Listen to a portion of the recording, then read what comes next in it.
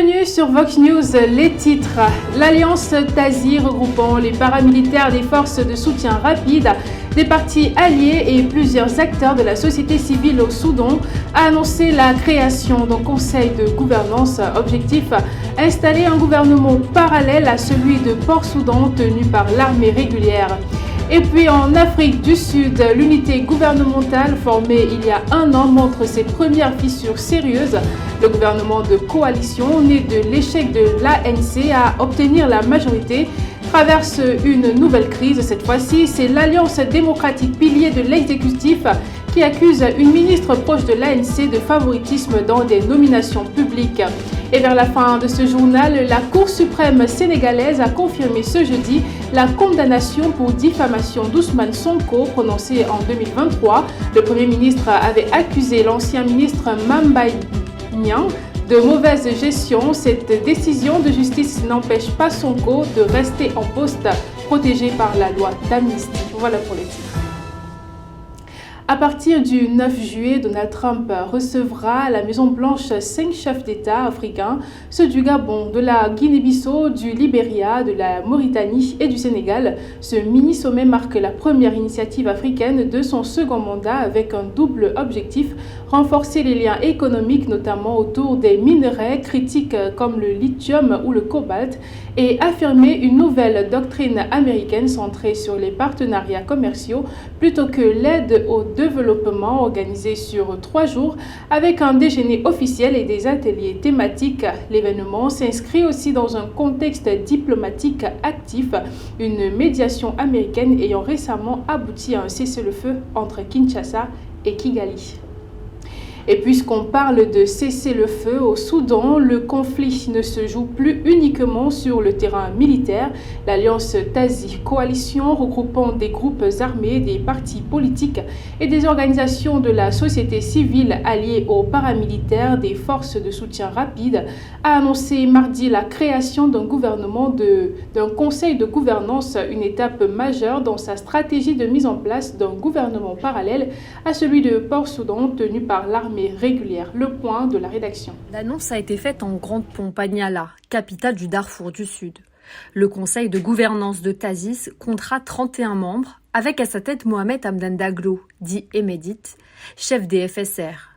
Son vice-président n'est autre qu'Abdelaziz El Ilou, leader du SPLM-N, un groupe armé historiquement opposé aux milices Janjaweed. Ce ralliement est qualifié d'accomplissement majeur par Esbel Nabi Mahmoud, membre de la direction de TASIS. Créée en février dernier à Nairobi, l'Alliance TASIS cherche à construire une alternative politique à l'armée du général Abdel Fattah al-Burhan, en guerre ouverte avec Emdit depuis avril 2023. La mise en place de ce conseil intervient après plusieurs mois de division interne et marque une nouvelle escalade dans un conflit déjà dramatique. Dans une déclaration publiée sur Telegram, Emeti a affirmé la volonté de fonder un état de paix, d'unité et sans discrimination. Il a évoqué la création d'une nouvelle monnaie et de nouvelles cartes d'identité, posant ainsi les jalons symboliques d'un état parallèle en construction. Sur le terrain, la guerre civile entre l'armée soudanaise et les FSR entre dans sa 3e année. Elle a déjà fait des dizaines de milliers de morts et provoqué une crise humanitaire d'une ampleur sans précédent. Plusieurs régions du pays sont aujourd'hui menacées de famine et plus de 10 millions de personnes ont été déplacées. Réunis à Londres le même jour, des représentants de 15 pays dont les États-Unis et l'Arabie saoudite ont appelé à un cessez-le-feu immédiat et à empêcher toute partition du Soudan, une demande réitérée quelques heures plus tard dans les pays du G7 qui ont aussi exigé l'arrêt de tout soutien extérieur au conflit. Alors que les appels à la paix se multiplient à l'international, la mise en place d'un gouvernement rival par les FSR risque au contraire d'accroître les tensions et de compliquer encore la perspective d'un règlement politique. Le Soudan, déjà morcelé par les combats, se dirige désormais vers une fragmentation institutionnelle. Je le disais en titre, un an après sa mise en place, le gouvernement d'unité nationale sud-africain traverse une nouvelle zone de turbulence. Formé le 1er juillet 2024 après l'échec de l'ANC à obtenir la majorité absolue, ce gouvernement de coalition réunissant 10 partis fait face à de fortes dissensions internes. Dernier épisode en date, l'Alliance démocratique a porté plainte contre la ministre de l'Enseignement supérieur, l'accusant de nomination frauduleuse liée à l'ANC. Khadija Tougoro nous relate les faits. Thembi Simlane, l'ancienne ministre sud-africaine de la Justice, est de nouveau sous le feu des projecteurs. Son nom est cité dans une plainte déposée par le deuxième parti du pays, l'Alliance démocratique, qui l'accuse d'avoir participé à une facturation frauduleuse au sein de la Compagnie nationale d'électricité, Eskom. L'an dernier, après des révélations sur son implication présumée dans une affaire de corruption, le président Cyril Ramaphosa l'avait transféré au ministère de l'Habitat. Aujourd'hui, la pression monte encore d'un cran. L'Alliance démocratique, membre de la coalition au pouvoir, a porté plainte contre une autre ministre, celle de l'enseignement supérieur. L'opposition accuse le président de fermer les yeux sur des pratiques qu'elle juge inacceptables. Ces tensions ne cessent de fragiliser le gouvernement d'unité nationale. La semaine dernière, un ministre de la DEA a été limogé pour un voyage à l'étranger non autorisé. Et samedi, le parti a annoncé son retrait du dialogue national lancé par Cyril Ramaphosa. Pourtant, malgré ces critiques et un climat de défiance grandissant, la DEA refuse de quitter la coalition. Un paradoxe qui interroge. Selon l'analyste Sanusha Naidoo, cette posture ambiguë révèle les limites des alliances politiques en Afrique du Sud. D'un côté, la DEA se présente comme la force morale du gouvernement. De l'autre, elle reste convaincue que quitter la coalition nuirait aux Sud-Africains. Son message est clair. Sans elle, rien ne tiendrait. Même fragile, c'est elle qui assurerait la cohésion. Un jeu d'équilibriste dans un paysage politique de plus en plus fragmenté et imprévisible. Et peut-être, en toile de fond, le début d'une stratégie de retrait à l'approche des élections de 2029. Un gouvernement est aussi mis à mal, c'est celui du Sénégal. La Cour suprême a tranché la condamnation d'Ousmane Sonko, chef du gouvernement sénégalais, pour diffamation est maintenue.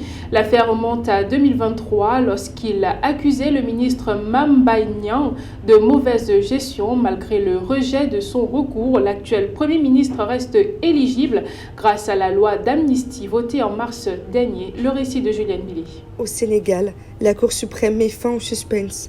Ousmane Sonko reste condamné pour diffamation, une affaire qui remonte à l'époque où l'actuel Premier ministre était encore dans l'opposition.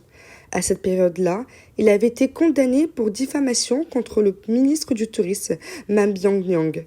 Résultat, 6 mois de prison avec sursis, une amende de 300 millions de francs CFA et surtout l'inéligibilité à la présidentielle de 2024. Ses avocats espéraient faire annuler la décision.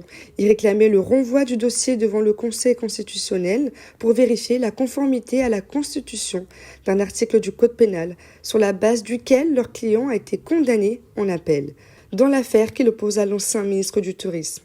Mais plus d'un an après leur recours, la Cour suprême dit non, condamnation confirmée, amende maintenue. Une mauvaise nouvelle? Pas tout à fait, car grâce à la loi Amnistie, votée en mars 2024 et amendée par la nouvelle majorité en avril dernier, le Premier ministre Ousmane Sonko reste éligible. Cette loi couvre tous les faits à motivation politique commis entre 2021 et 2024.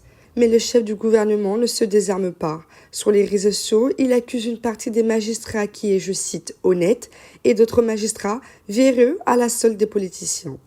Ces avocats veulent maintenant saisir le ministre de la Justice pour demander une révision du procès. Leur argument, un rapport de l'inspection générale des finances. Selon eux, ce document prouverait que l'ancien ministre du Tourisme a lui-même des comptes à rendre. Et pour finir, une alerte, la grippe aviaire H5N1 refait surface en Afrique du Sud. De nouveaux foyers ont été détectés dans les provinces du Nord-Ouest et du Mpumalanga, provoquant la mort de plus de 1100 volailles. L'information confirmée ce mercredi par l'Organisation mondiale de la santé animale. marque la première résurgence du virus depuis septembre 2024.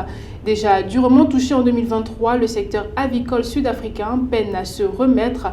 L'efficacité du programme de vaccination est à nouveau remise en cause alors que la menace du H5N1 reste mondiale. Les autorités appellent à une vigilance renforcée pour éviter une nouvelle crise sanitaire et économique.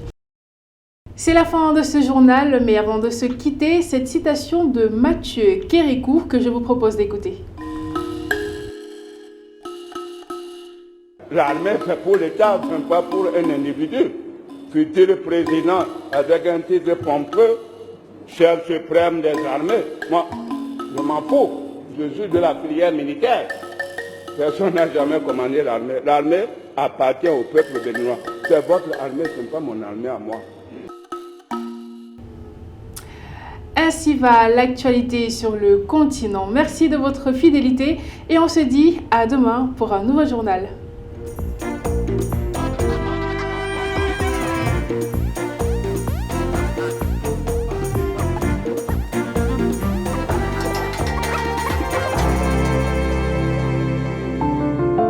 Chaque jour, pas à pas, marche après marche, Afriland First Bank réunit avec vous les ingrédients de votre réussite. Au fil du temps, elle est devenue la force motrice de votre succès. Afriland First Bank, the pact to success.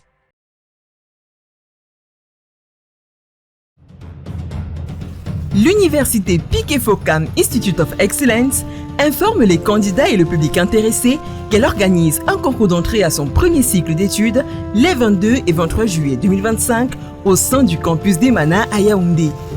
Les filières ouvertes sont génie informatique, ingénierie en technologie de l'information et de la communication, génie mécanique, génie des télécommunications, génie électrique, mécatronique, économie et management. Les conditions d'admission sont les suivantes.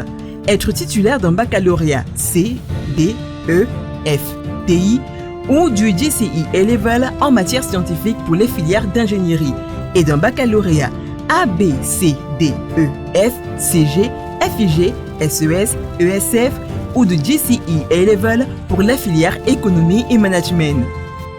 Tous les candidats seront soumis aux épreuves de culture générale et d'anglais. Les candidats de la filière d'ingénierie subiront l'épreuve de mathématiques. Les candidats de la filière économique passeront une épreuve de mathématiques et économie. Piquet-Focam Institute of Excellence, nous formons dès aujourd'hui les leaders de demain.